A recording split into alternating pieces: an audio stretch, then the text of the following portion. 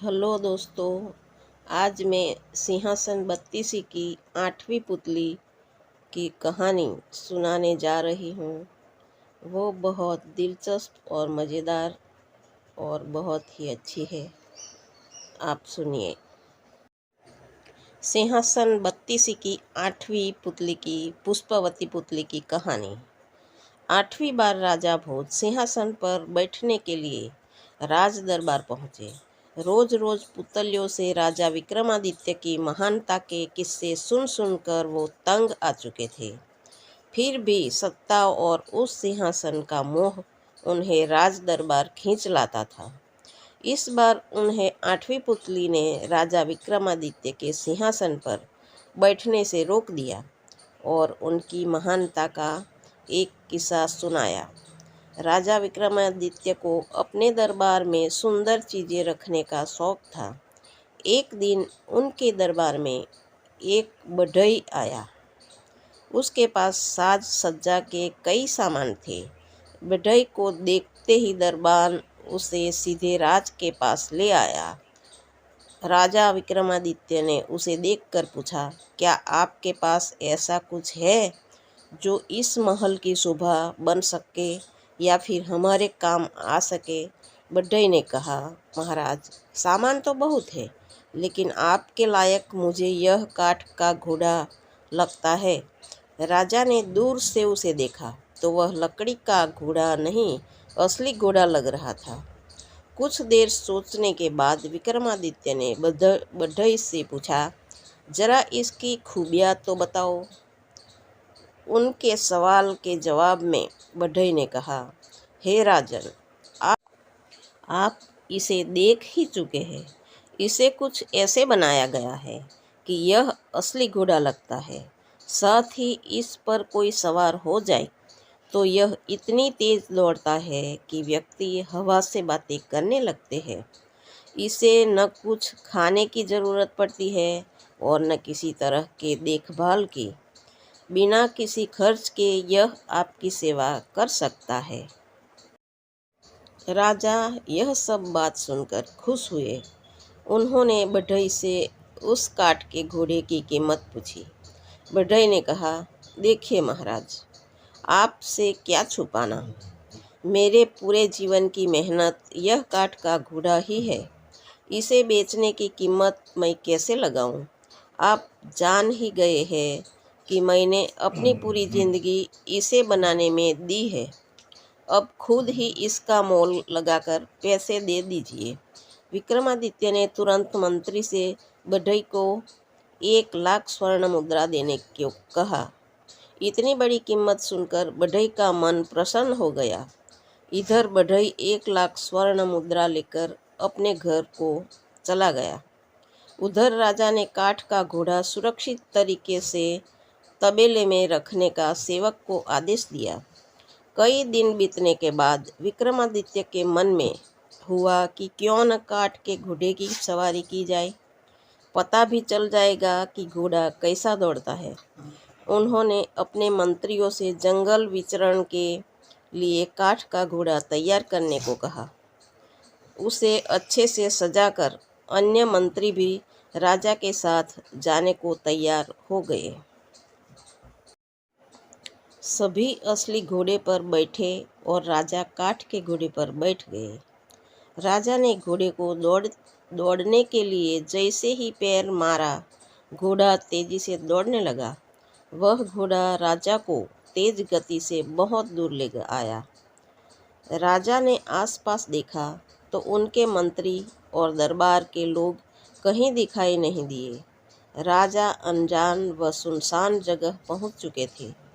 कुछ देर बाद राजा ने एक बार फिर अपना पैर मारा। फिर से राजा का इशारा मिलने पर घोड़ा ऊपर आसमान में हवा की गति से दौड़ने लगा। अब राजा को घबराहट होने लगी।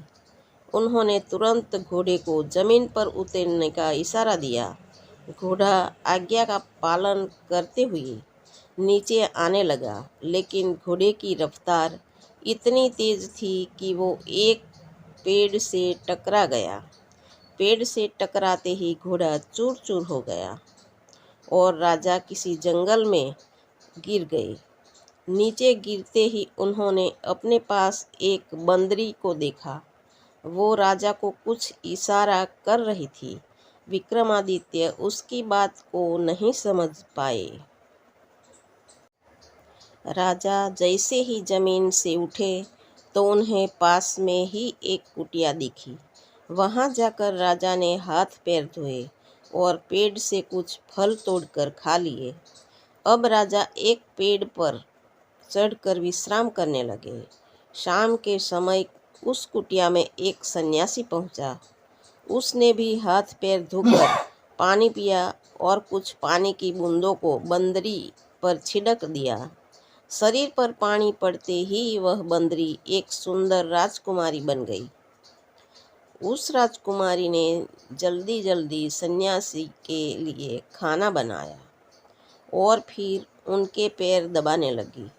सुबह होते ही दोबारा सन्यासी कुटिया से बाहर चला गया, लेकिन जाने से पहले उसने राजकुमारी पर जल छिड़क कर उसे दोबारा से बंदरी बना दिया। अब विक्रमादित्य भी नींद से जागे और पेड़ से नीचे उतरे। फिर बंदरी उन्हें देखकर कुछ संकेत करने लगी।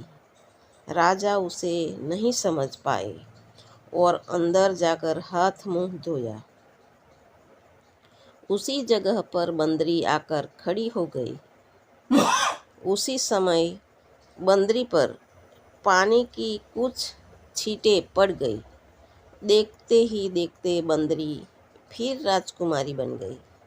राजा ने जैसे ही बंदरी को राजकुमारी बनते देखा तो वह हैरान रह गए। विक्रमादित्य ने उससे इस बारे में पूछा। सुबह होते ही दोबारा सन्यासी कुटिया से बाहर चला गया, लेकिन जाने से पहले उसने राजकुमारी पर जल छिड़क कर उसे दोबारा से बंदरी बना दिया। अब विक्रमादित्य भी नींद से जागे और पेड़ से नीचे उतरे। फिर बंदरी उन्हें देखकर कुछ संकेत करने लगी। राजा उसे नहीं समझ पाए और अंदर जाकर हाथ मुंह धोया। उसी जगह पर बंदरी आकर खड़ी हो गई। उसी समय बंदरी पर पानी की कुछ छींटें पड़ गई। देखते ही देखते बंदरी फिर राजकुमारी बन गई। राजा ने जैसे ही बंदरी को राजकुमारी बनते देखा तो वह हैरान रह गए। विक्रमादित्य ने उससे इस बारे में पूछा। राजकुमारी ने बताया, मैं कामदेव पुष्पावती की बेटी हूँ। सालों पहले मुझसे गलती से एक बाण सन्यासी को लग गया था। तब उन्होंने गुस्से में मुझे श्राप दे दिया कि मुझे उम्र भर बंदरिया बनकर सन्यासी की सेवा करनी होगी। मैंने सन्यासी को बहुत समझाया कि तीर उन्हें गलती से लगा था, लेकिन गुस्से में उन्होंने मेरी एक नहीं सुनी। कुछ देर बाद सन्यासी ने बताया कि राजा विक्रमादित्य आकर मुझे इस श्राप से मुक्ति दिलाएंगे और पत्नी बनाकर अपने साथ हमेशा रखेंगे, लेकिन ऐसा तभी हो पाएगा जब सन्यासी से मुझे कुछ भेंट में मिले। राजा विक्रमादित्य सब कुछ समझ गए। उस राजकुमारी की परेशानी को देखकर उन्होंने उससे शाम को सन्यासी से उपहार मांगने को कहा और संग ले जाने का वादा कर दिया। इसके बाद राजा ने उस राजकुमारी पर पानी डालकर उसे दोबारा बंदरी बना दिया। शाम को फिर सन्यासी घर आया और उसने बंदरी पर पानी छिड़क कर उसे राजकुमारी बना दिया। राजकुमारी बनते ही उस महिला ने कहा कि उसे कुछ उपहार में चाहिए। उन्होंने तुरंत एक कमल का फूल उसे दे दिया। सन्यासी ने राजकुमारी को बताया कि यह फूल कभी नहीं मुरझाएगा और रोज एक विशेष रत्न देगा। फिर सन्यासी ने कहा, हे सुंदरी, मुझे पता है विक्रमादित्य यहाँ आ चुके हैं। तुम उन्हें बुला लो और खुशी खुशी उनके राजमहल चली जाओ। इतना सुनते ही राजा स्वयं वहां आ गए और राजकुमारी को अपने संग लेकर जाने के लिए अपने बेतालों को वहां बुला लिया। अपने राज्य पहुंचते ही राजा को देखकर एक बच्चा रोने लगा।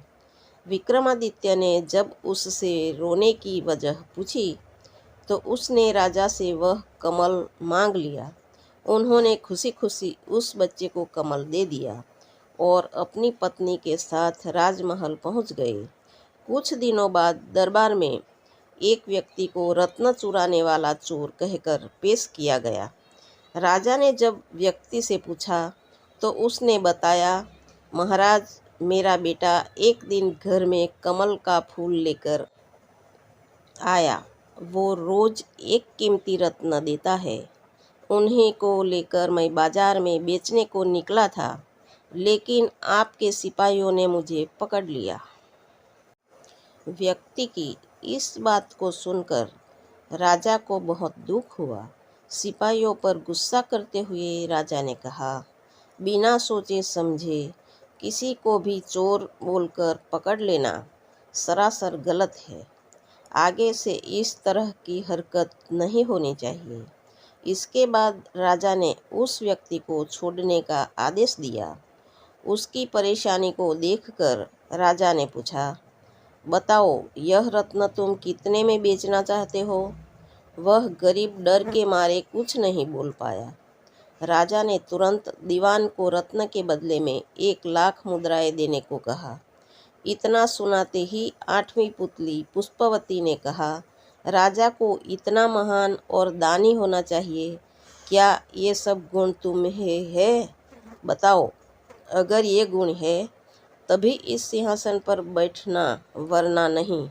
इतना कहकर वह पुतली विक्रमादित्य के सिंहासन से उड़ गई।